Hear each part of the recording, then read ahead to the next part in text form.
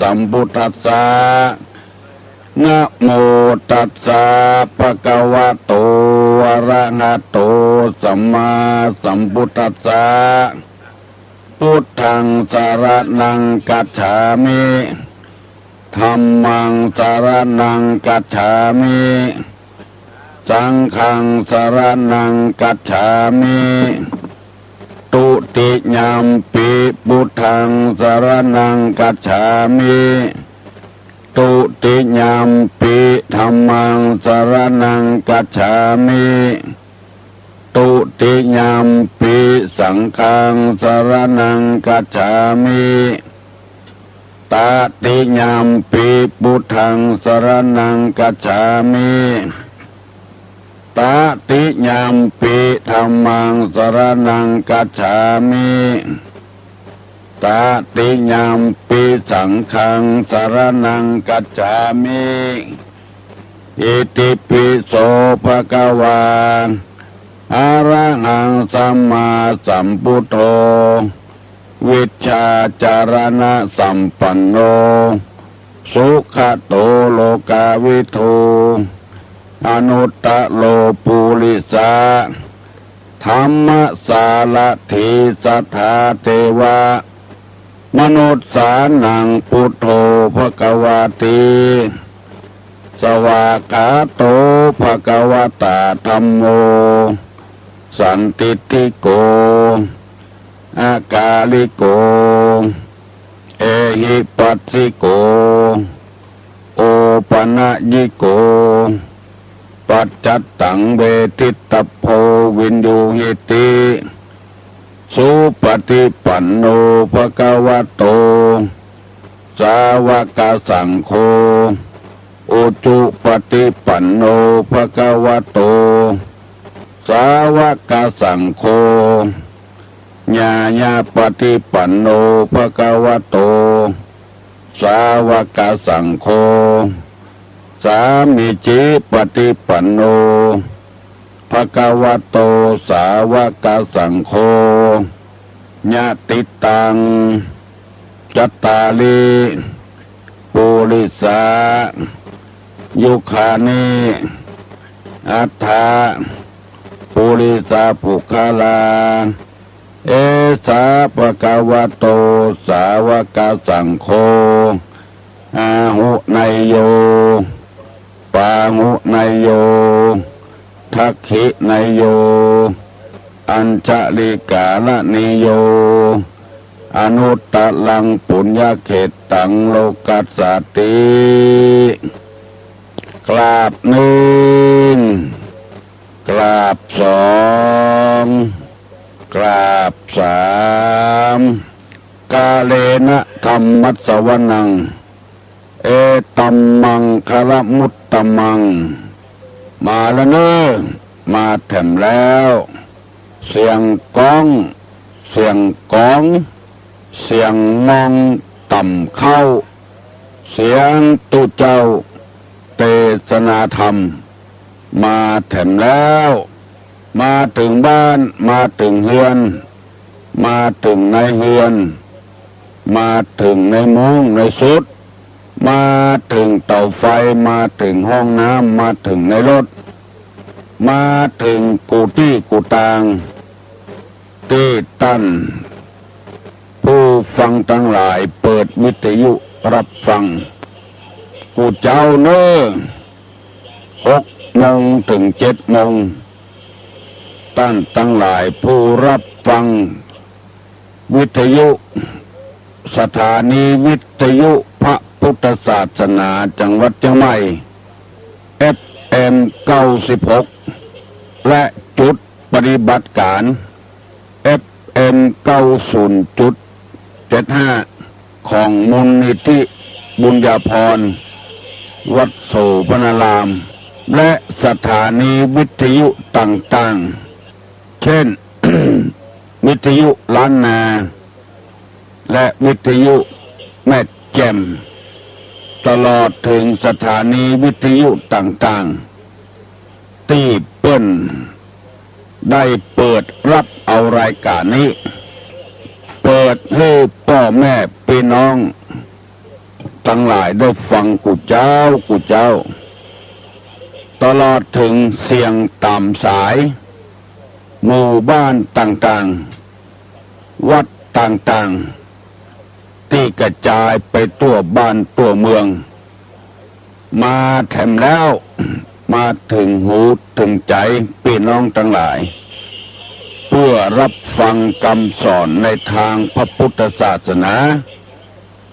เพราะเป็นศาสนาของผู้รู้ผู้ตื่นผู้เบิกบานประวัติศาสตร์ตั้งแต่พุทธศักราช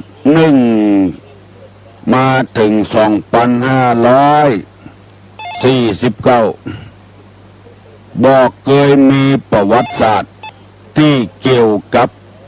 รบราฆ่าฟันเรื่องของศาสนาเพราะพระพุทธเจ้าเปื้อนเกียรติในการรบราฆ่าฟันกันเปิ้นบอกว่าถ้าฮบก็ฮบด้วยกิเลสอันนอนเนื่องอยู่ในสันดานของตัวเองบัดตันบ้านบัดตันเมืองบ่โอบอ้อมอารีบ่แบ่งพรรคบ่แบ่งพวกบ่เผยแพร่พระศาสนามีแต่เผยแพร่พระธรรมคำสอนให้แต่ละคนอาบน้ำฟังธรรมปฏิบัติธรรมเพื่อให้แต่ละคนเป็นคนดีบ่ให้ใช้อาวุธยุทโธภัณฑ์ประหัตประหารชีวิตซึ่งกันและกันมีแต่ศาสนาอื่นที่รบราฆ่าฟันเกี่ยวกับพระพุทธศาสนาเอาชีวิตคนให้ตายแต่พระพุทธศาสนานี้บ่ทำอย่างนั้นคือว่าให้ลบโดยกิเลสของตัวเองยังบ่ดีคือฆ่ากิเลสตัวเก่ามีความโลภความโกรธความหลงความอิจฉาริษยาความอาฆาตพยาบาทความหันแก่ตัวหันแก่ได้บ่เอื้อเฟื้อเผื่อแผ่ซึ่งกันและกันคือรบกิเลสหมู่นี้ออกรบราฆ่าฟันกิเลสออกไปบ่ฮื้อมันเหลืออาทิเช่นพระสัมมาสัมพุทธเจ้าได้รบพญามารรบกับพระพุทธเจ้าพระพุทธเจ้าบ่เอาอาวุธอันใดมาเข็นฆ่ามีแต่นึกถึงคุณงามความดีในอดีตที่ปั้มเป่งมาแต่ละชาติเหมือนกับแม่พระธรณีหูดน้ำผมมารพญามารเสนามารธิดามารคือความชั่วต่างๆได้แตกกระจัดกระจายพระสัมมาสัมพุทธเจ้าทำเป็นตัวอย่างให้หมู่เฮาทั้งหลายที่เฮาจังกึดนักเครียดบ่ม่วนบ่สบายใจเพราะเฮาบ่ได้นึกถึงบุญนึกถึงบารมีที่เฮาได้สร้างมาเมตตาภาวนาจำศีลกินทานความต้องการอันใดเป็นผลสำเร็จของเฮาที่ได้ทำมาเฮาบ่ได้นึกถึงที่จะได้อย่างเดียวจะเอาอย่างเดียวรู้เหมือนใจอย่างเดียวซึ่งธรรมชาติบอกแล้วว่ามันเป็นไปบ่ได้จะเอามะม่วงส้มมาเป็นมะม่วงหวานเอาลำไยธรรมดามาเป็นลำไยกะโหลกเอาเป็ดมาเป็นไก่เอาไก่มาเป็นเป็ดซึ่งมันฝืนธรรมชาติอุปมาฉันใดคนเฮาถ้าฝืนธรรมชาติก็ต้องตุกอกตุกใจต้องเครียดต้องแค้นจะไปไหว้วอนเทวบุตรเทวดาพระอินทร์พระพรหมพญายมราชตนใดตนหนึ่งมันเนรมิตคือมันเป็นไปบ่ได้คือมันเป็นไปธรรมชาติพระพุทธเจ้าเปิ้นว่าได้ประกาศว่าพระองค์ทรงสร้างสิ่งต่างๆในโลกนี้งัวควายช้างม้ามันเกิดตามธรรมชาติคนก็เกิดตามธรรมชาติบ่ได้เนรมิตพระองค์ทรงบอกว่าพ่อเฮาแม่เฮาเป็นผู้สร้างเฮา แต่ดวงจิตดวงใจเท่านั้นที่เป็นของเฮาเกิดมาภาวะชาติใดไปอยู่ที่ใดก็ย่อมเป็นของเฮาตลอดเวลาอย่างอื่นนั้นเป็นของธรรมชาติสร้างมาหมดเฮาบังคับบ่ได้อันใดที่สร้างจะต้องสร้างให้มันดีๆอันบดีบดักบ่ต้องสร้างขึ้นมามันวุ่นวายกับบ้านกับเมืองเสียบ่ได้หมู่นี้เป็นต้นพระพุทธเจ้าบ่ได้สร้างคนแต่บ่ได้สร้างโลกแต่พระพุทธเจ้าว่าธรรมชาติมันสร้างขึ้นมาเองของที่สร้างมาแล้วต้องสร้างดีๆ ให้ใจได้ให้มีสาระประโยชน์ของบดีใจบ่ได้สร้างขึ้นมาธรรมชาติมันสร้างกันเองบ่มีเทวบุตรเทวดาได้สร้างเชื่อพระสัมมาสัมพุทธเจ้าแล้วเฮาจะได้อยู่เย็นเป็นสุขมีความสุขบานหวั่นใจส่วนมากที่มันบ่มีความสุขบานหวั่นใจก็เพราะเหตุว่าเฮาบ่ได้นำเอาพระธรรมคำสอนมาปฏิบัติกันฟังหนึ่งเก่าถึงเวลาใจบ่ได้เอามาใจโคตรนึกกันเกลียดนึกกันโลภกับกันนับถือพระพุทธศาสนาแต่บ่ได้ใจอาฆาตแค้นฟ้องกันไปฟ้องกันมาจนหาความสุขบานหวานใจบ่ได้ก็ออกไม่ออกพระพุทธเจ้าได้สอนให้คนมีความอ่อนน้อมเคารพยำเกรงเขาจะสังเกตว่าในหัวในวังบอกว่าพระบรมวงศานุวงศ์องค์ใดได้ใจธรรมะคำสอนในทางพุทธศาสนาแต่ละองค์มีกิริยามารยาทเรียบร้อยบากระดกกระดากบักกระดกกระดาก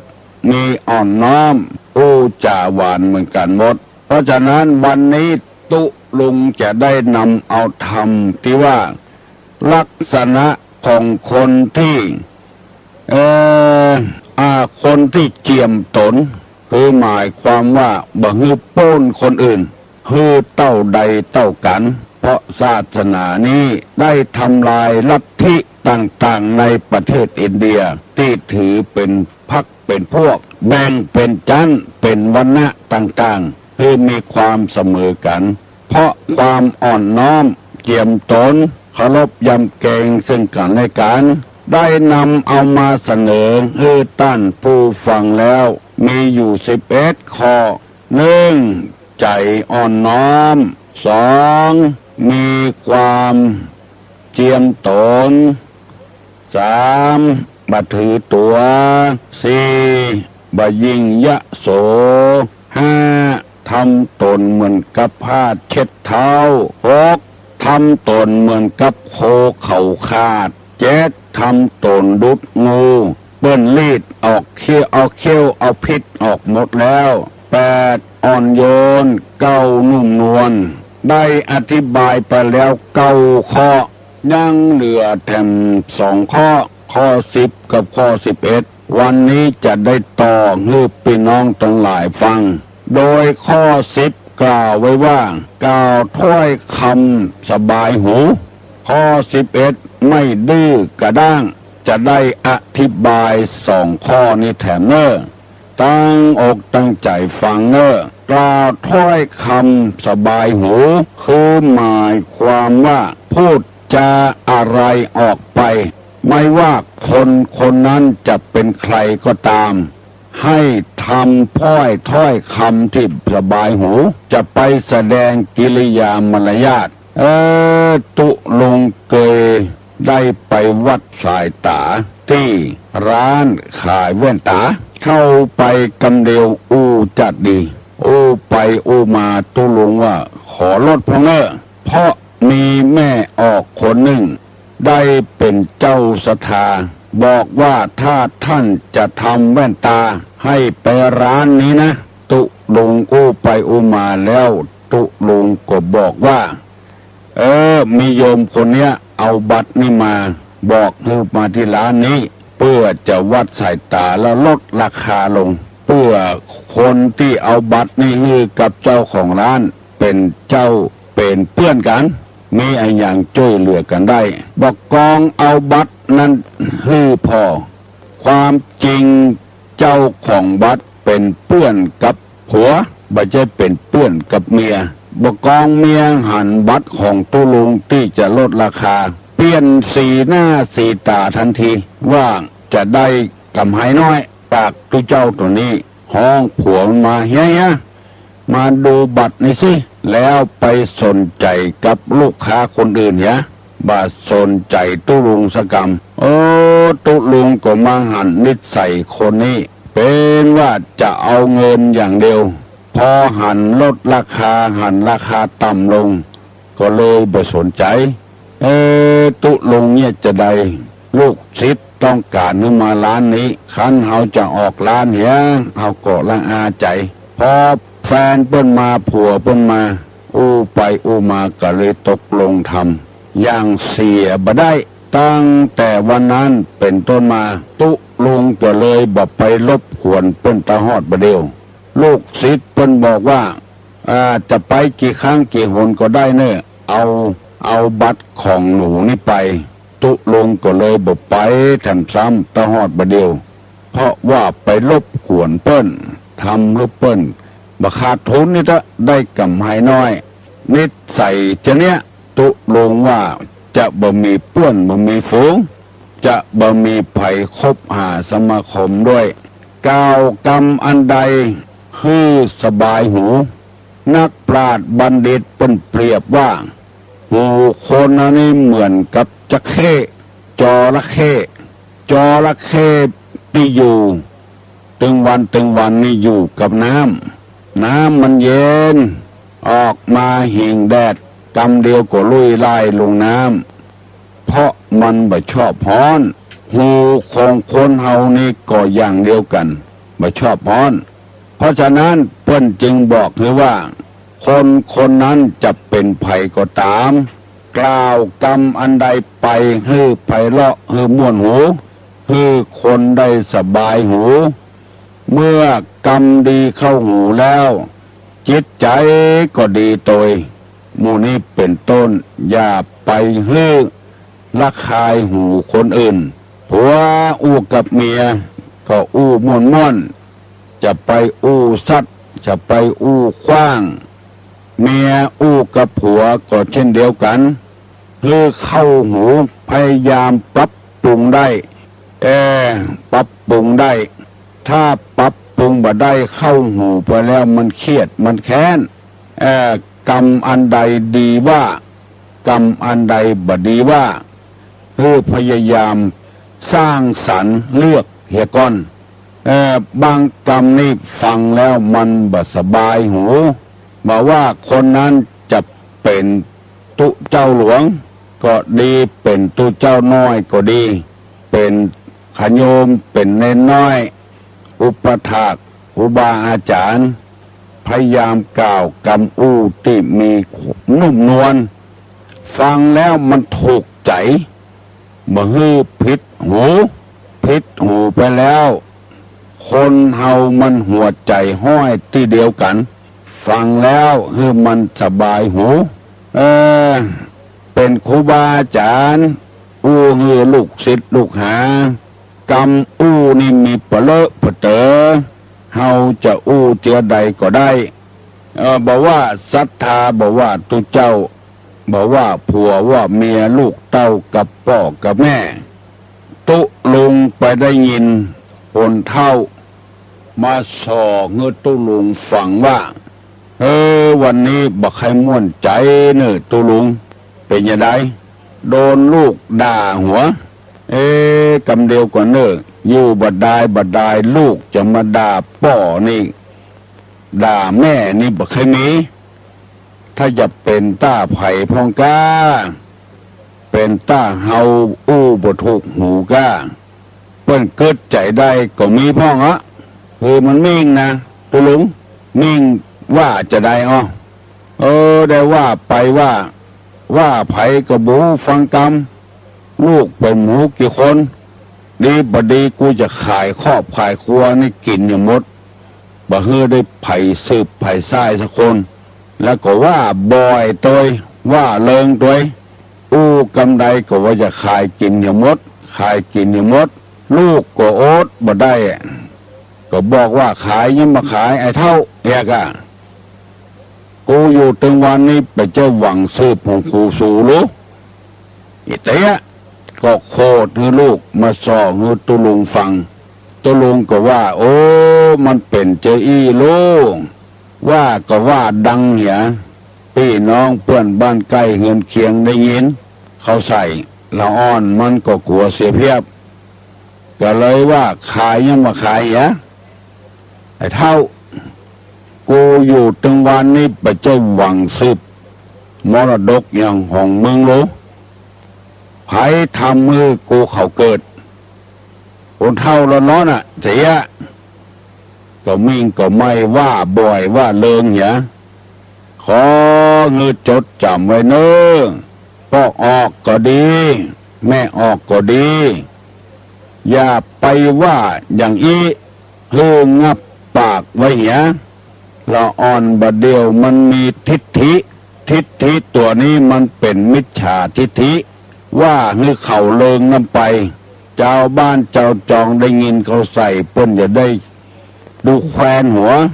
เปิ้นจะว่าละอ่อนวันเนี้ยถ้าเอามรดกของคนเฒ่าเขาก็มีศักดิ์ศรีของเขาเลยเป็นไอ้เท่าปู่เท่าด่าพ่อได้ด่าแม่ได้เพราะคำสอนของพ่อกำสอนของแม่บ่เข้าหูเขาหมู่เนี้ยก็เลยเป็นเหตุให้มีกรรมอู้ที่บ่เข้าหูไผมันบ่สบายกับหูเขาก็บ่ได้อบรมศีลธรรมกรรมฐานอย่างมาพ่อมิ่งได้ลูกก็มิ่งได้บางรายตีหัวกันก็มีระหว่างลูกกับพ่อด่าหัวแกกันเป็นเพศเป็นผีก็มีระหว่างลูกสาวกับแม่เพราะพ่อแม่บ่เลือกเฟ้นกรรมอู้ที่จะด่าตุหลวงจะไล่พระไล่เนนออกวัดหมดบ่เลือกเฟ้นโคตรฮือคนเดียวจะไล่มดมาฮือพายุสักคนซึ่งบ่รู้สึกตัวว่าตี้นั้นก็บ่ใช่ตี้ของตัวเป็นวัดบ่ใช่นิติบุคคลเป็นที่สาธารณะเหมือนกันออกก็ออกหมดกันตึงตุน้อยตึงตุหลวงมันเป็นที่สาธารณะบ่ใช่เป็นที่ของนิติบุคคลคนใดคนหนึ่งระวังเน้อกำอู้กำจ๋าว่าอย่างลงไปคือพิจารณาเหี่ยก่อนคิดเสียก่อนแล้วค่อยถามตรองเนื้อความก่อนตอบตรวจตาให้รอบคอบก่อนทำได้ฝากได้ฝังธรรมจริยธรรมข้อนี้ไว้ให้พี่น้องทั้งหลายที่เปิ้นมาฟังตุลุงนักถ่ายทอดลงในอินเทอร์เน็ตไปถึงต่างประเทศไปถึงต่างจังหวัดเช่นจังหวัดน่านได้รายงานให้ตุลุงฟังว่าถ่ายทอดเอามาจาก FM96 ไปถึงเมืองน่านกูเจ้าตรงหมู่บ้านต่างๆได้ถ่ายทอดเสียงของตุลุงให้พี่น้อง10ชาวชาวบ้านฟังแล้วพี่น้อง10ชาวชาวบ้านก็บ่เดือดร้อนที่ฟังได้ก็ฟังไปที่ฟังบ่ได้ก็ตามใจตามภัยตามมันก็เพราะเหตุว่าตุลุงบ่ได้อู้แจ้งไผได้ผะด่าไผขัดเคืองหูอู้ไว้ตามอย่างเงี้ยตามที่พระพุทธเจ้าเปิ้นสั่งสอนไว้บ่ากระทบกระเทือนไผบัวบ่จำน้ำบ่คุณคนจึงนิยมฟังอันนี้บ่ใช่ว่ามายกย่องตัวเก่าว่าเป็นคนอู้ม่วนจ่าหวานก็บ่ใช่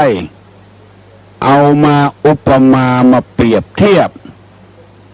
บางองค์กำหูกำจ่าดีแต่กำอู้ก็ดีแต่ว่าอู้เร็วลำไปอู้ไวลำไปฟังบัดนั้นบางคนกำหูดีแต่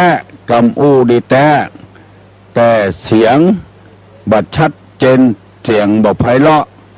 ออกหูดังพ่องเสียงแป๊บพ่องบางคนก็ไปกระทบกระเทือนคนอื่นหมู่เนี้ยจึงบ่ใครมีไผ่นิยมที่นิยมตุลุงก็เพราะเหตุว่าตุลุงควายอู้ควายจ๋าไพเราะจับใจจะว่าอวดว่าตุลุงอวดตัวก็ตามใจเถอะการปกครองระบอบประชาธิปไตย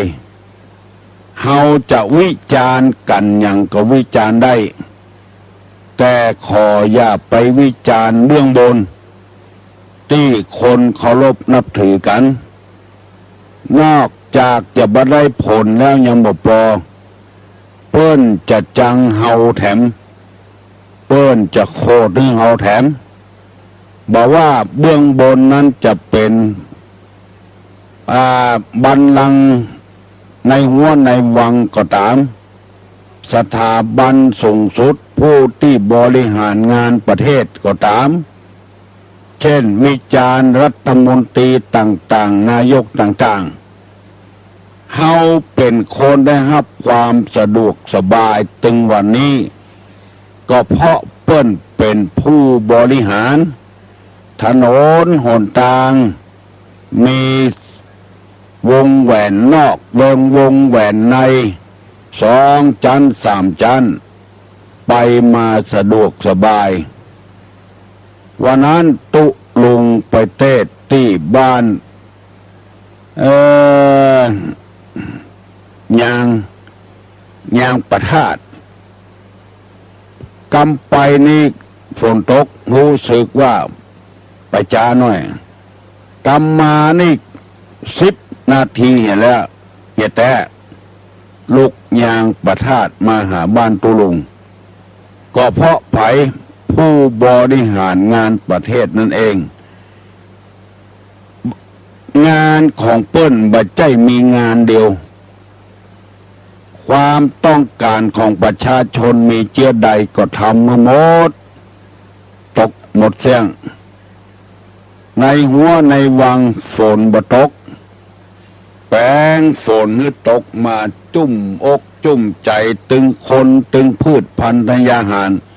สิ่งสารสัตว์เพราะฉะนั้นอันใดบ่ถูกใจก็พยายามอดกันเอาไว้งานที่เปิ้นทำบ่ใช่มีงานเดียวมีหลายงานตัวกันเอาละเนอะพี่น้องผู้ฟังทั้งหลายบัดเดี๋ยวนี้6 โมงป่ายแล้วไผยังบ่ตื่นตื่นอย่าเนอะลุกอย่าเนอะวันนี้วันจันทร์จะต้องออกบ้านไปเงี่ยเวียกเงี่ยการลุกเนอะลุกเนอะฮัลโหลสวัสดีครับจ้าดูเจ้านี่อย่างพ่อเจ้าขออู้สักหน่อยเหรอให้อู้ต่อยเจ้าอู้มาแล้วตัวเราอู้เรื่องสมบัติกันนะข้าเจ้าแต่ว่าน่ะจะเป็นข้าเจ้าตัวอย่างแล้วรีวิทยุหน่อยเหรอจะข้าเจ้าจะเป็นข้าเจ้าตัวอย่างนี้เนาะข้าเจ้าเลยแยกแม่สมบัติให้ลูกข้าเจ้าบอกว่าจะให้เราอ่อนเขามาให้เราเขาแจ้งเงานะข้าเจ้าว่าขอไปอย่างสมบัติกันเนี่ยขอแม่กับไปเจ้าไปขอเขาเพื่อเราอ่อนเขาแล้วค่ะถ้าขอไปวันหน้าสิถ้าขอไปจะไปคาดฝันอนาคตเขายังอีกอ่ะเขาจะบอกเขาจะเป็นตัวอย่างคนเท่าแม่ไปเลยสบายใจตู้ว่าใจ คือว่าสบายใจกับเจ้า สบายใจกะ สบายใจนะถ้าเอาเขาเอาไปทำอาหารเสร็จเขาก็ตัวดีจ้ะลูกเต่าหาเนี่ยหูกำมัดดีแล้วเป็นตัวอย่างเขาไม่อย่างดูอ่ะเข้าไปจังหวัดเนี่ยไอ้อย่างก็ไม่ใช่มาดูหรอกเขาจะอุดจ้ะเจ้าการนะเจ้าเจริญพรเจ้าเดือน12 เปงนี่เนอะพอออกแม่ออกวัดดอยสุเทพเปิ้นจะกินโกยสลากวัดพระนอนขอนม่วงเปิ้นจะกินโกยสลากแล้วก็วัดแสนฝางเปิ้นจะตาลน้ำเพิงน้ำอ้อยเนอะไผบ่เคยตาลน้ำเพิงน้ำอ้อย8 โมงเป็นต้นไปเนอะเปิ้นจะทานน้ำเพิงน้ำอ้อยที่วัดแสนฝางวัดพระนอนขอนม่วงวัดเก่าวัดเดิมของอำเภอแม่ริมขอเชิญชวนพี่น้องอำเภอแม่ริมวัดพระธาตุซ้ำเก่าแก่ธรรมะตึงลำปางตึงลำปูนบอกว่าจะเป็นอำเภอใดขอเงื่อมาร่วมกินร่วมตาเนอปีไหนมีเตื้อนึ่งวัดพระธาตุดอยสุเทพปื้นกินโกยสลากเนอขอเงื่อมาให้มาตัวเปิ้นแล้วกอดที่ลานปฏิบัติธรรมของพ่อครูของแม่ครูเปิ้นจัดตาเนอวันที่20 กันยายนพ่อครูสมบุญแม่ครูบุญชมเปิ้นสละตี้เอาเป็นตาลแก่พระพุทธศาสนาเพื่อเปิ้นไปปฏิบัติธรรม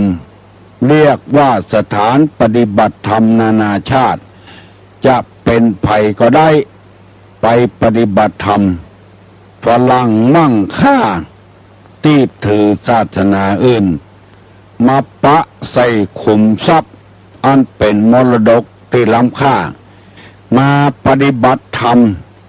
รู้สึกว่าติดอกติดใจกันส่วนมากเป็นละอ่อนที่กำลังศึกษาอยู่ก็มีศึกษาจบแถวด็อกเตอร์แล้วก็มีมาปฏิบัติธรรมขอเชิญชวนมวลต้านสาธุชนทั้งหลายเนอะไปกินไปตามตัวเปิ้ลฮัลโหลที่มาจากการเจ้าไม่สังเกตสังเกตเลยบัดได้ยินทีเว้ยสังเกตเลยนะเจ้าสันปูเลยเฮ้ยแม่เฮ้ยสันปูเลยตุ้มเก่งปาดเก่งโทรมาขอบคุณนักนะเป็นอย่างเนอะเสียงดีขนาดเลยน่ะวันเนี้ยเจ้าเนี่ยกับที่ส่งนี่น่ะเป็นอย่างขอบคุณนะยินดีนมัสการเจ้าไม่อย่างมาบอกกันเต้อเนอะตุลุงนี่สนองความต้องการคนอื่นนะความสุขของคนอื่นคือความสุขของตุลุงเพราะว่าเราจะมีความสุขคนเดียวนี่เป็นไปบ่ได้แม่ออกที่โทรมาตะกี้ว่าแบ่งให้เขาไปแล้วคือเขาไปลงทุนโซว่าหากินอันนี้ตุลุงบ่ได้อู้กระทบกระเทือนสักน้อยที่อู้ไปว่าฮือเข้าหูคนอย่าไปปากไปจ๋าว่ากูจะขายให้หมดหมู่นี้มันละอ่อนได้ยินแล้วมันกระทบกระเทือนหูอย่างไม่ออกที่ทำเป็นตัวอย่างแบ่งให้เขาคือเขาได้อยู่เขาจะกำกึดบดเดียไปขึ้นไปขายก็ตามใจเขาก็ถูกต้องแล้วเฮาเป็นคนแต่งเขาขึ้นมาเขาก็ต้องใส่ฮาวให้เขาฮัลโหล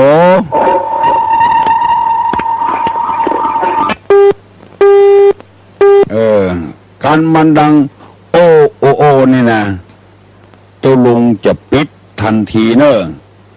เพราะว่าคนฟังหลายคนมาบอกนะตูลุงว่าเปิ้นตั้งใจฟังอยู่นักแล้วพอได้ยินเสียงโอ้อาโอ้อาเปิ้นรำคาญเปิ้นบ่ม่วนตูลุงก็บ่ม่วนตัวเปิ้นตูลุงก็ทำตามสัญญานั้นแล้วแต่ก่อนเคยฟังเอาจนโอ้โอ้มันเย็นก่อนมาเดียวบ่ได้ละการโว้ว่าแล้วก็จะปิดละเพราะว่าคนเปิ้นฟังเปิ้นบ่ม่วนแล้วมาบอกเนื้อตุลุงว่าถ้าเป็นอย่างนั้นปิดเถอะเนื้อตุลุงเนื้อเฮ้ยเปิ้นโทรมาใหม่อันนี้เป็นกรรมความต้องการของคนอื่นลูกเนื้อไผ่ยังมาลูกเห็นเนื้อฟังไปโดยรับไปโดยไผ่ว่าสักเตื้อเฮามีเวลาอู้กันเมินอยู่เน้อดอยสุเทพเน้อพันนอนขอนม่วงวัดแสนฝางเพิ่นจะกินสลากตามน้ำเพิงน้ำอ้อยฮัลโหลครับไปสาถามปัญหาครับทำมันนิสงล้างคาบนิยมเทศในงานทำบุญหรือยังครับไหวตาครับไผ่ตอบได้ตอบมาเนอะทำอานิสงส์ล้างคาบนิยมเทศในงานอะหยังเพิ่นถามมาไผ่ตอบได้ตอบเนอะ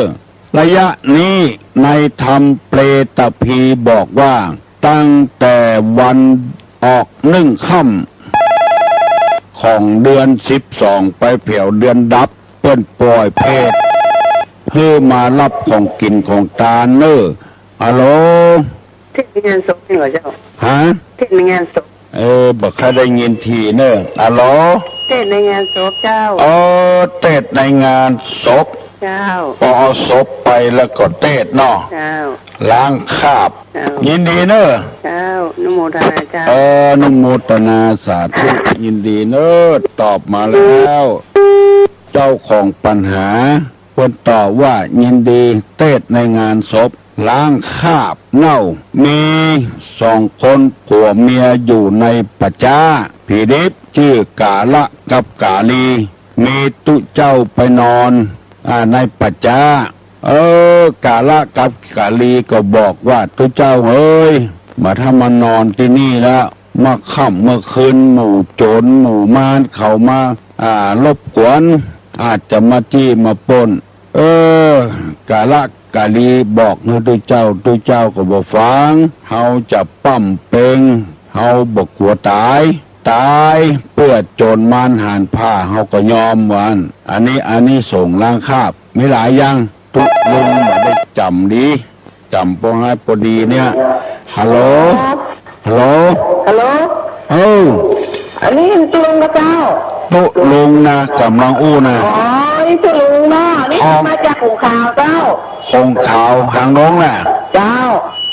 ทองแท้นะทอง100%นะทอง100%เนาะตุลุงเจ้าคงขาวนี่นะต้องชอบฟังตุลุงเด้ออันกะเจ้าทางลุงนะยินดีเนอะเจ้าตุลุงเจ้าเอ้ยทานตะตินักหมูขาวนะมันชอบฟังตุลุงก็ท้อมันพูดกับที่วาดนะปฏิบไหนปฏิบนักหมูขาวนะที่พูดกับที่ต้องออกว่ากะต้องมาออกว่าแต่นอเจ้าเสียงตุลุงนี่นะม่วนนะผมกับที่ขึ้นฟังข่าวชอบฟังตุลุงว่ายินดีเนอะน่าเสียตุลุงว่ารับเจ็บขาของอะไรก็เจ็บขาของเจ็บถีหัวใจเจ็บถีให้ได้คาถากะอุอากะสะไอ้เนาะเจ้าอุอากะสะ4 กำเนอะเอาเป่าใส่น้ำช่วยหน้าตบหัวถึงวันเนอะได้เป็นเศรษฐีแน่ๆเลยแน่เลยเนาะตุลุงกับเป่าถึงวันเนาะตุลุงกับเป่าด้วยอุอากะสะ1คือมันพุทธานะสัมปทา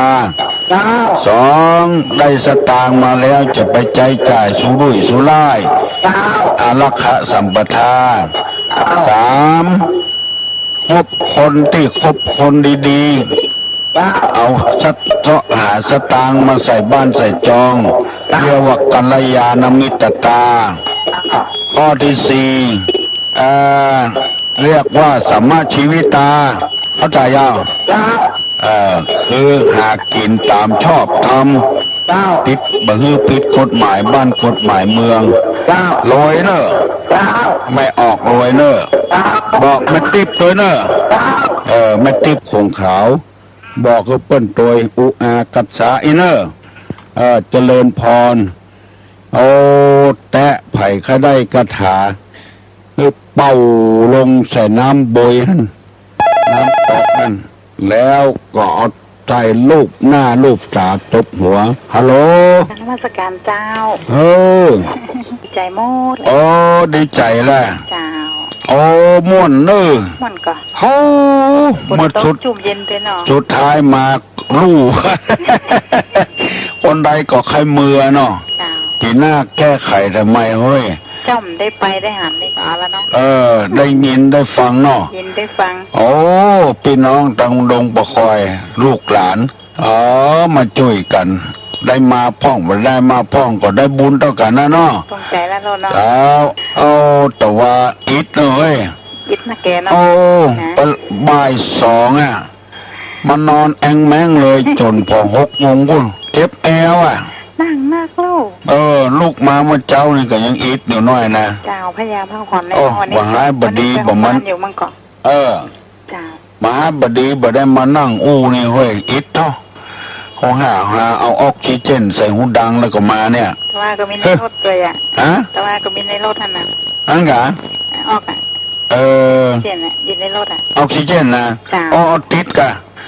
ไปไหนถึงเอาติดลูกนั่งในรถก็สูบหูดังไปเนาะ อ๋อ ธรรมาดบ่ได้เฮ้ย เอ็นดู บ่เป็นหยังนี่อินดูก็ฟังทำเด้อ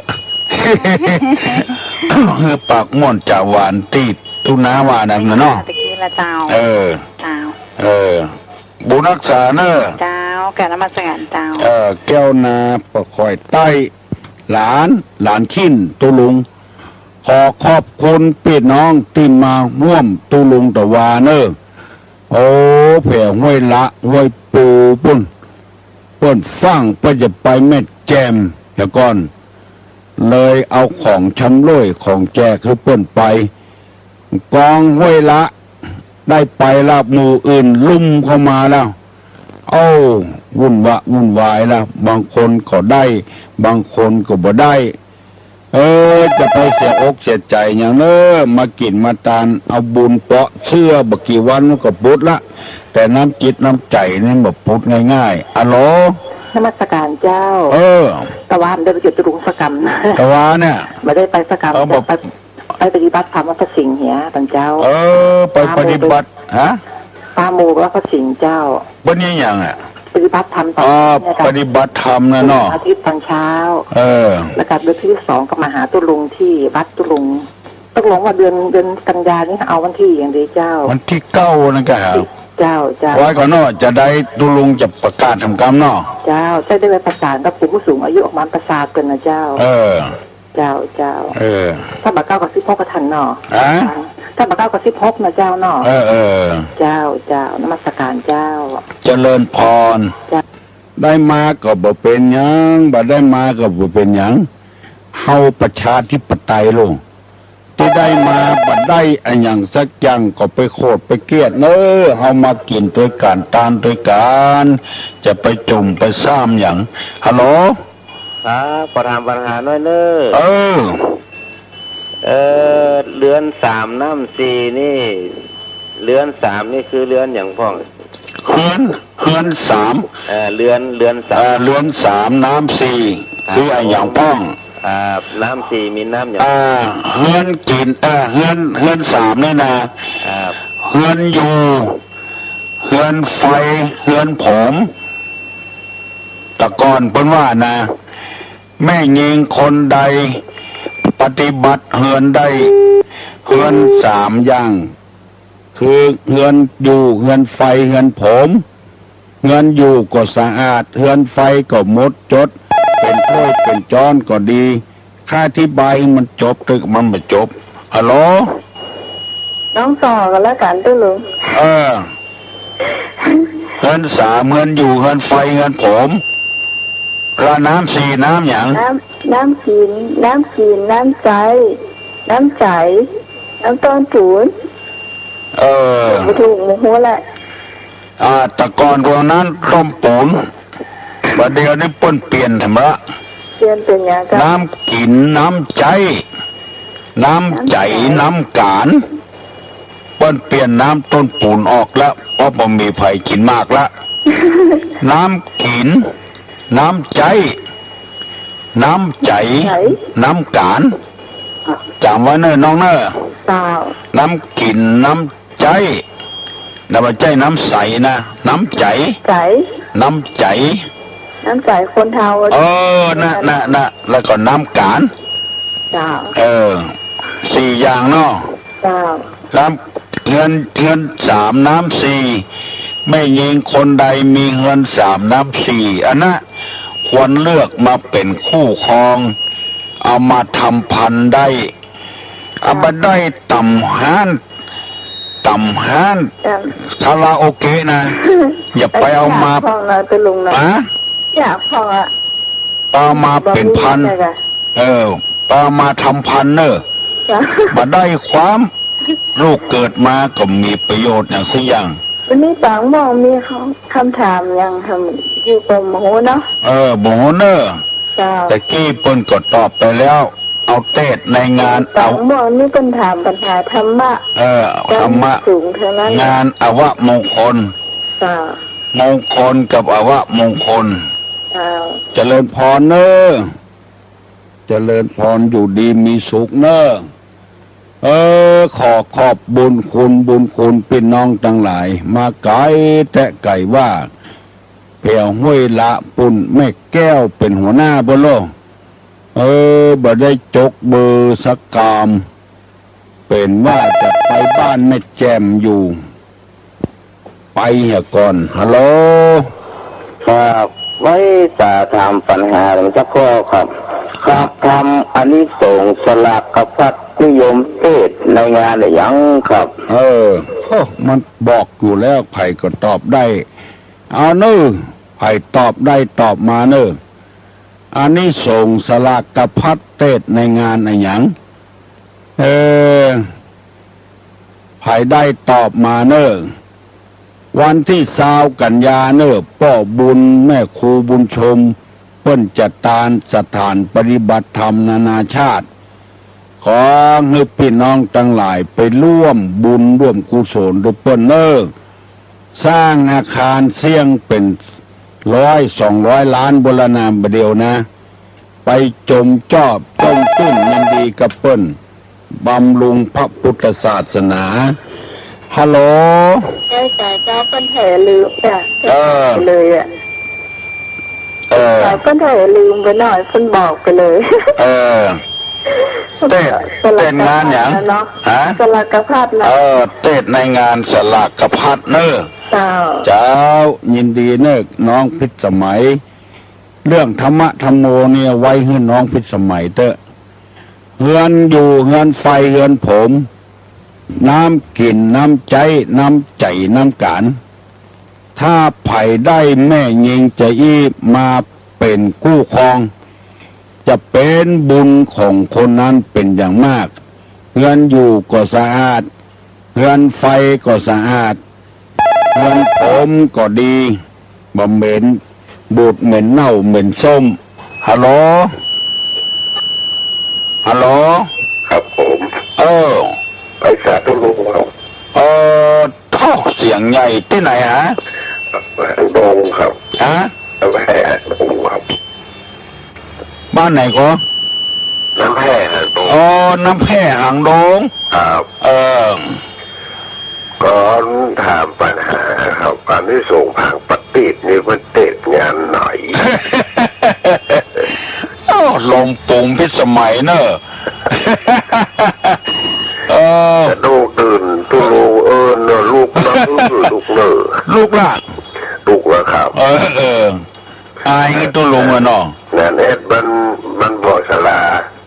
น้ำแผ่ครับ ปอมันสลาน้ำแพร่หางโดง แม่หางโดงแม่หัวขาวนะครับ แม่โคงขาว ครับ เอาแต่ว่าเปิ้นเอาละอ่อนมาแข่งตอบปัญหาที่วัดพระสิงห์นะอำเภอหางดงเอารางวัลที่1ไปกินเนี่ยเป็นรูปเสียงอ่ะเก่งแต่ฝีมือก็เก่งฝีปากก็เก่ง ครับ ละอ่อนหางดงนะครับ ทุเจ้าเปิ้นมารายงานให้ฟังอ่ะโอ้หางดงเก่งนะหลวงพ่อเฮ้ย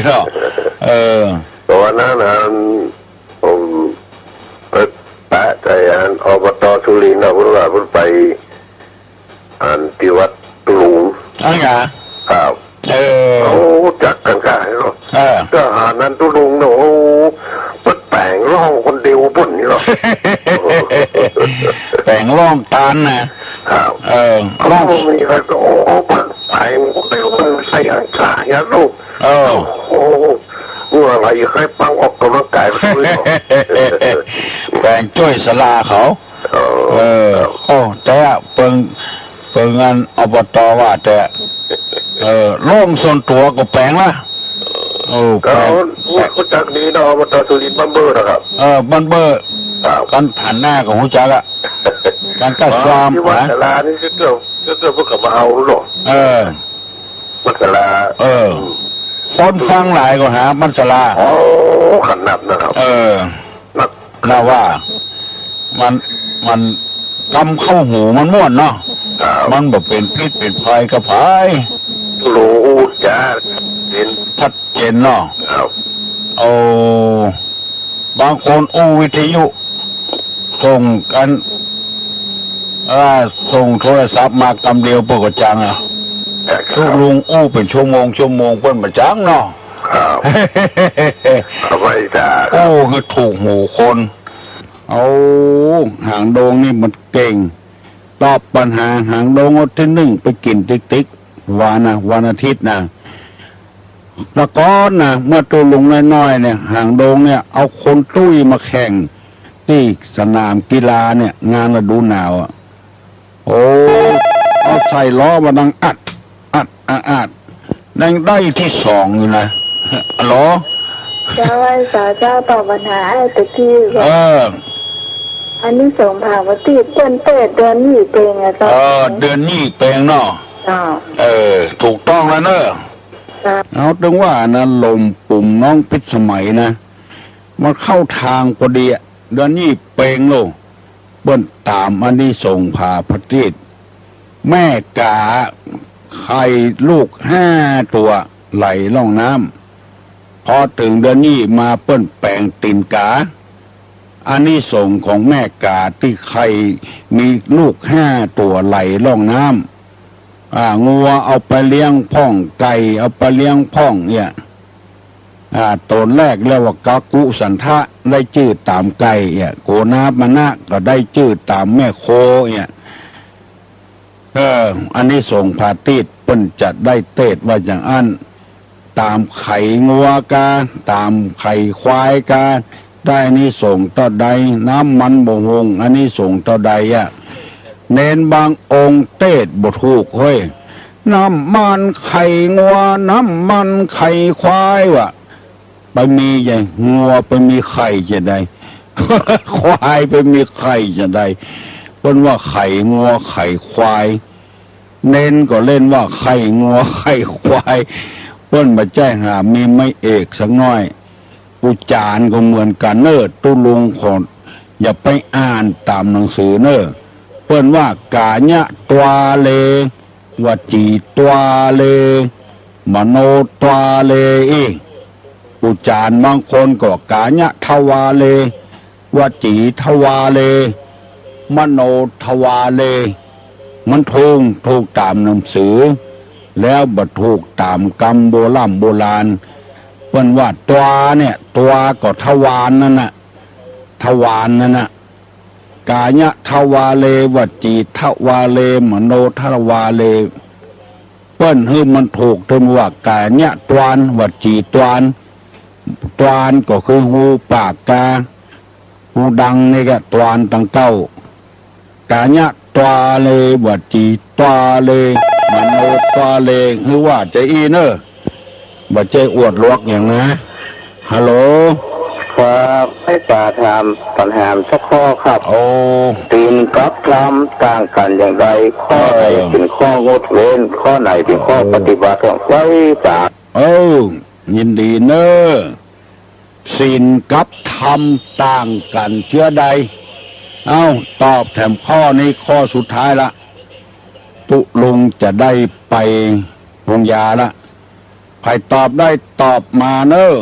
ศีลกับธรรมแตกต่างกันเชื่อใดไปตอบใบตอบมาเนอะขอขอบคุณกับพี่กับน้องกับลูกกับหลานทั้งญาติสายโลหิตและญาติธรรมทั้งหลายเนอะเมื่อตะวานี่นะมันนักแต่ฮัลโหลเจ้าไอ้สาเจ้าตุลุงเจ้าอันนี้มันแน่ใจเนอะตุลุงเจ้าศีลเนี่ยคือข้อยกเว้นนะเจ้าทำนี่เป็นวินัยทำนี่เป็นวินัยนี่ผิดไปละที่ผิดไปละทำนี่เป็นอย่างทำนี่มันแน่ใจเจ้าไม่ใช่ศีลนี่เป็นข้องดเว้นงดเว้นแต่ทำนี่มันแน่ใจเจ้าตุลุงเป็นกรรมเอาใบให้ก่อนเนาะทำคือคำอย่างพระธรรมคือทำคือทำพระวินัยที่ต้องปฏิบัติใช่ศีลกับวินัยอันเดียวกันพระธรรมคือคำอย่างคำสั่งสอนก่อนอันเนี้ยก็ถูกต้องแล้วพระธรรมคือคำสอนของพระพุทธเจ้าศีลคือข้องดเว้นและเป็นวินัยตัวเด้อเพิ่มเติมมือน้อยแต่เมื่อนานเพราะว่าถ้าทำนี่บางครั้งมันก็ลืมมันเฮียนมาเมื่อแล้วมันก็ลืมจ้ะไปลืมอย่างอื่นยังมาลืมกินจ่ายก็จะลืมจ้ะเจริญพรศีลกับธรรมนี่บ่เหมือนกันศีลคือข้อยกเว้นพระวินัยก็คือข้อยกเว้นทำกรรมเดียวจะย่างกันเนอะฮัลโหลฮัลโหลหนึ่งฮัลโหลสองฮัลโหลสองเกิงฮัลโหล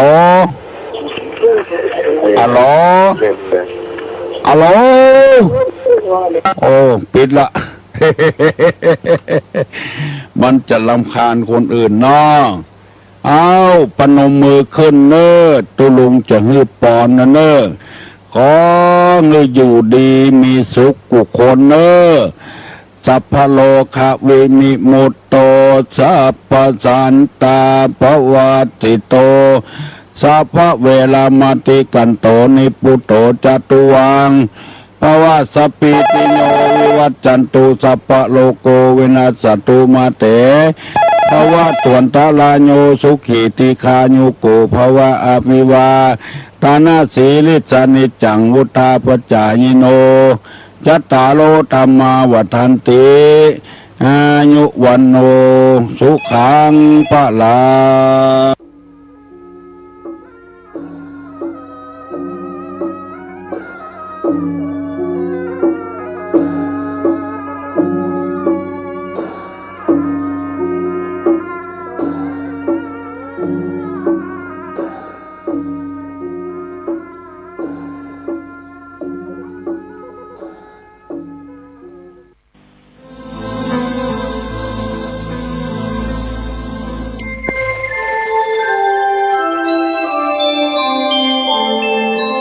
ขณะนี้